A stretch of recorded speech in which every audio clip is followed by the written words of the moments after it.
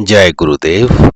अल्लाहदनी जागृत होने पर प्राप्त परम प्रेम रूपा भक्ति में निमन स्वाभाविक गुण होते हैं।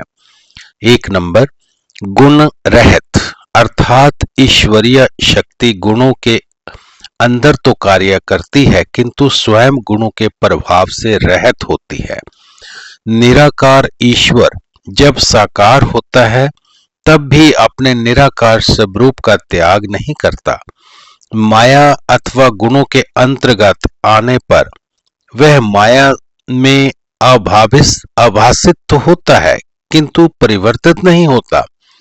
जिस प्रकार स्फटिक मणि के पास किसी रंग विशेष का पुष्प रखने से उसका प्रतिबिंब स्फटिक मणि पर पड़ता है तथा स्फटिक मणि भी लाल, पीली, हरी इत्यादि दिखने लगती है किंतु वास्तविक में लाल पीली हो नहीं जाती।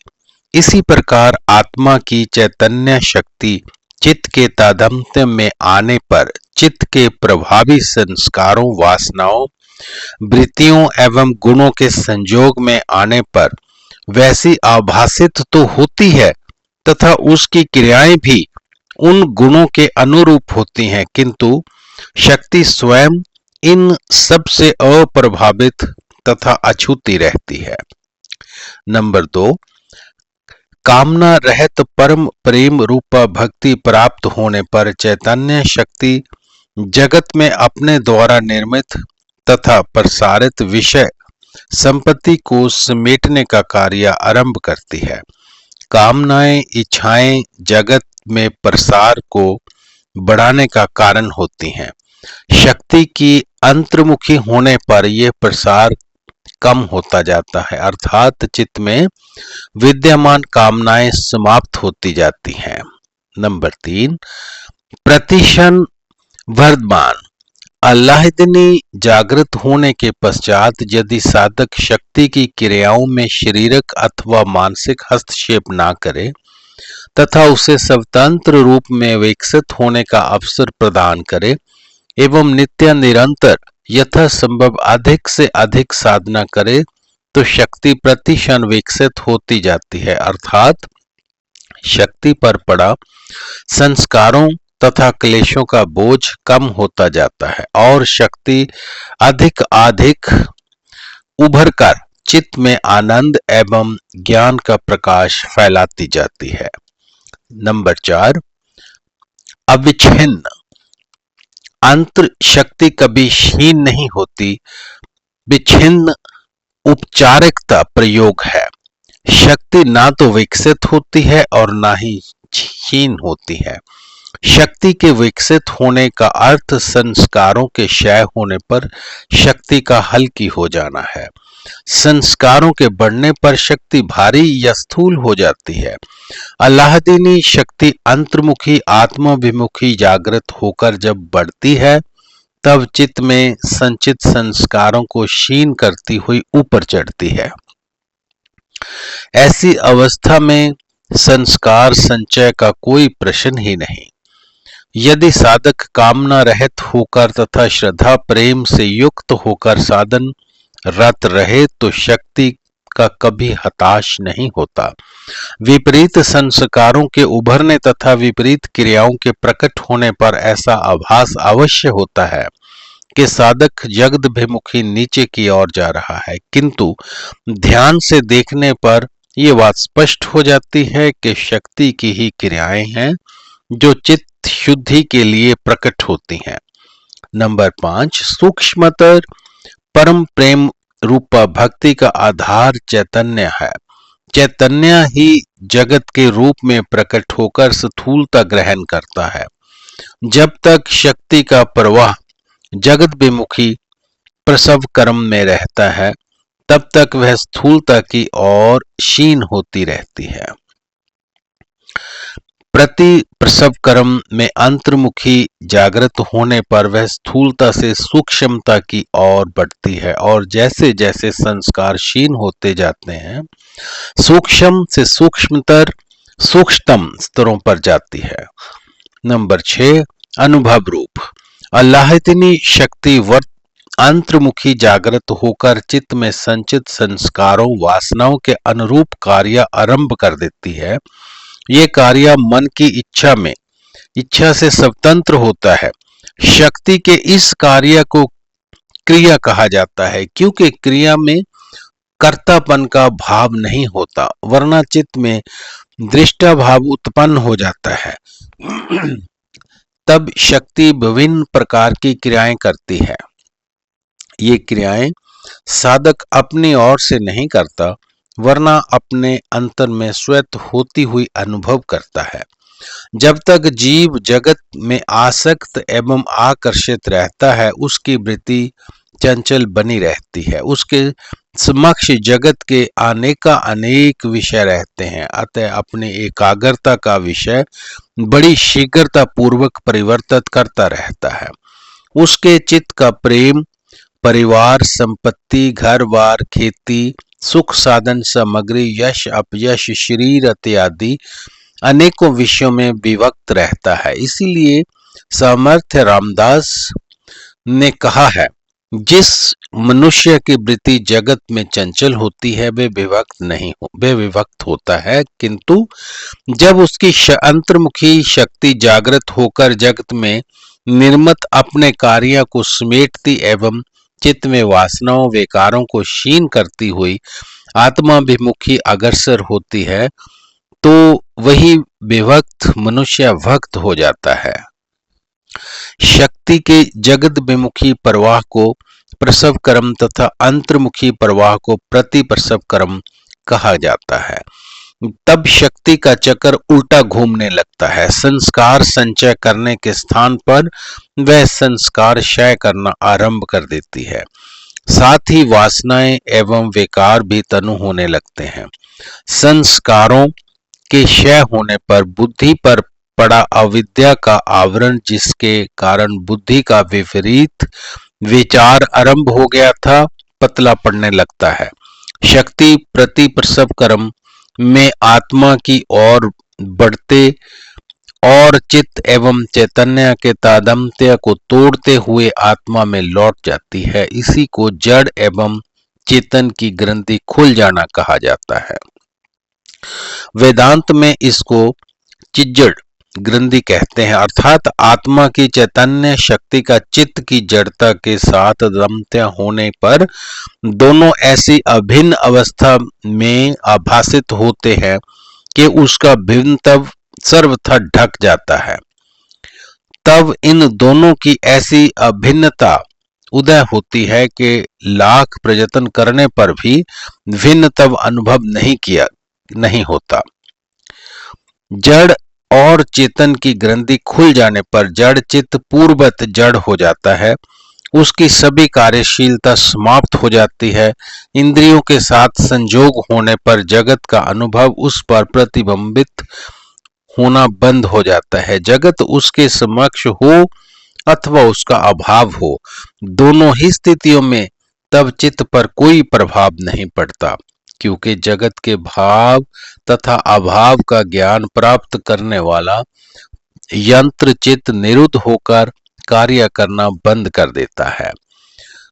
अध्यात्म मार्ग में इसे ही समाधि की अवस्था कहा गया है। जैसा कि योग दर्शन में अष्टांग योग की व्याख्या से स्पष्ट है, समाधि भी साधन है, साध्य नहीं। उसकी गंता भी योग के 8 अंगों के अंतर्गत ही कही गई है। समाधि की अवस्था तो केवल इसलिए प्राप्त की जाती है ताकि इस जगत से हटकर आत्मा के आनंद को अनुभव किया जा सके। समाधि से प्राप्त आनंद यदि जागृत अवस्था में ही आने लगे तो उस अवस्था को तुर्य कहा जाता है और उसी अवस्था के प्रसवर्थ समाधि साधन रूप होती है। तब दृश्यमान जगत दिखाई देता हुआ भी गौण रहता है। चित्त कार्य करता हुआ भी सुख दुख आदि अनुभव नहीं करता, संस्कारों का संचय नहीं होता।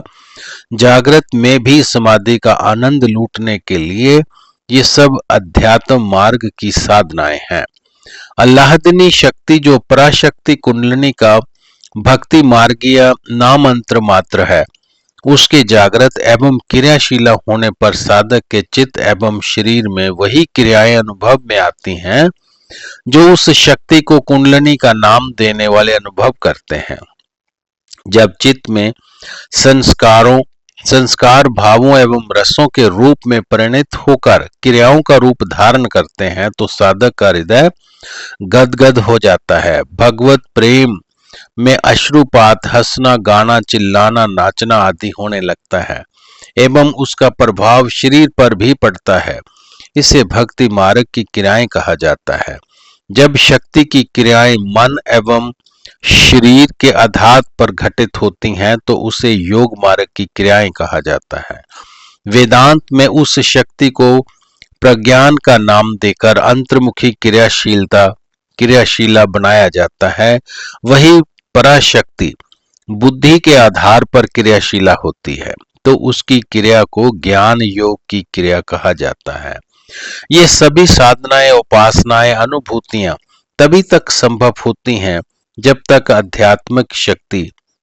आत्मिक शक्ति आत्मा से भिन्न चित्त पर प्रतिबंधित होकर चित्त को कार्यशील बनाए रखती है। इसे अध्यात्म में द्वैत की अवस्था कहा जाता है। साधना इसी स्थिति में संभव होती है। चित्त से अविद्या का हटने अर्थात शक्ति के आत्मा में विलीन होते ही सभी साधनाएं पूर्ण हो जाती हैं। प्रश्न ये उठता है कि शक्ति जागृति के उपरांत गौणी भक्ति के अभ्यास की आवश्यकता है या नहीं। यदि कई लोगों का विचार है कि जब उच्च स्तर अर्थात पराभक्ति की प्राप्ति हो गई हो तो फिर निम्न स्तर अर्थात गौणी भक्ति के अनुसंधान की क्या आवश्यकता है।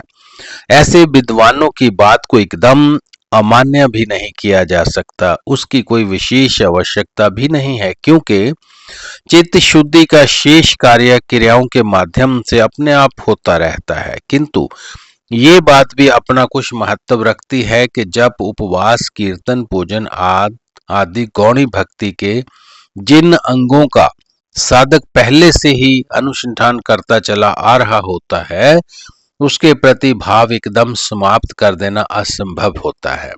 दूसरे, चित्त में गौणी भक्ति जन संचित संस्कार भी शेष हो सकते हैं जो चित्त में उन साधनाओं के प्रति भाव उत्पन्न कर साधक को उसकी ओर प्रेरित करते हैं। जैसे जैसे पूर्व अनुसंस्कारों के प्रति भाव एवं तत्व संबंधी पूर्व संचित संस्कार क्षीण होते जाते हैं, वारह गौणी भक्ति की साधनाएं स्वतः ही छूटती जाती है।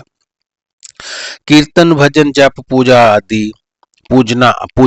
पूजन आदि साधनाओं में मुख्य अपराश भक्ति का विरोध बतलाया गया है, परंतु पराभक्ति से युक्त भक्त जब कीर्तन, भजन, आसन आदि करें तो अधिक फल प्राप्त होता है। देखने में भी यह आता है कि कई साधकों को पराभक्ति के पश्चात भक्ति के अत्यंत वेगवान तीव्र क्रियाओं का आवेश भी रहता है, किंतु फिर भी उनके मन में क्रियाओं से अलग जप अनुसंधान, भजन, कीर्तन एवं उपवास आदि का भाव बना ही रहता है। यदि कोई व्यक्ति उन्हें लाख समझाए कि गौणी भक्ति के इन अंगों की अब आवश्यकता नहीं है तो भी उनका मन नहीं मानता और वे उनकी ओर से कुछ न कुछ करते ही रहते हैं। इसका निष्कर्ष यही निकलता है कि ऐसे लोगों की साधना में कोई हस्तक्षेप न किया जाए। जैसे जैसे उनकी वृत्ति एवं अलहदनी शक्ति अंतर्मुखी विकसित होती जाएगी वैसी भक्ति के वार्य अवलंबन अपने आप छूटते जाएंगे। इसीलिए हम ना किसी साधक को कुछ करने के लिए कहते हैं और ना ही उसे किसी वार्य कर्तव्याभिमान युक्त साधन से निवृत्त करने का ही प्रयत्न करते हैं। इस पर हमें एक घटना याद आती है।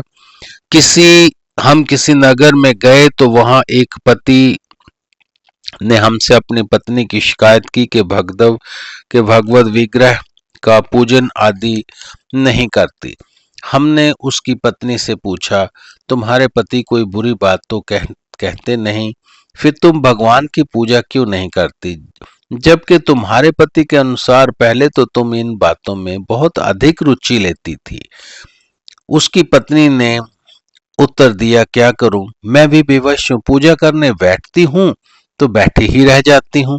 मन एकाग्र होकर निर्विषय स्थिति में चला जाता है। पूजा कार्य धरे का धरा रह जाता है। उसके इस उत्तर से सारी बात हमारी समझ में आ गई कि उसके पति से कहा कि आप अपनी पत्नी को पूजा के लिए नहीं कहा करें, क्योंकि उसकी स्थिति अब पूजा के योग्य नहीं रह गई है। जिसका मन शून्य अवस्था को प्राप्त हो जाता हो, वह पूजा क्या कर सकेगा? उपरोक्त घटना से यही निष्कर्ष निकलता है कि जब तक साधक को बाह्य अवलंबनों की आवश्यकता की प्रतीति बनी रहती है, तब तक उसे अपनी इच्छा अनुसार करने देना चाहिए। यथा समय बाह्य साधन अपने आप छूटता जाएगा। आध्यात्मिक महापुरुष किसी भक्त को किसी साधना से जिसमें उसका मन लगा हो एकदम से हटाने का प्रयत्न नहीं करते, क्योंकि तब अपने साधन के प्रति उसके चित्त में शंका पैदा हो जाती है। वह उसे छोड़ बैठता है तथा नई समझाई गई बात या तो उसकी समझ में ही नहीं आती या उसे मान्य नहीं होती।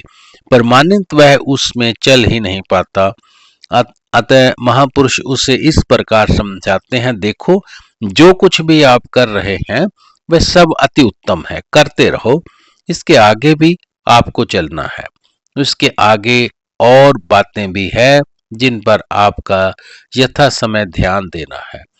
जी, इस प्रकार साधक के चित्त में नई बातों का बीज आरोपित कर दिया जाता है, जो कि यथा समय अंकुरित हो उठता है। जय गुरुदेव।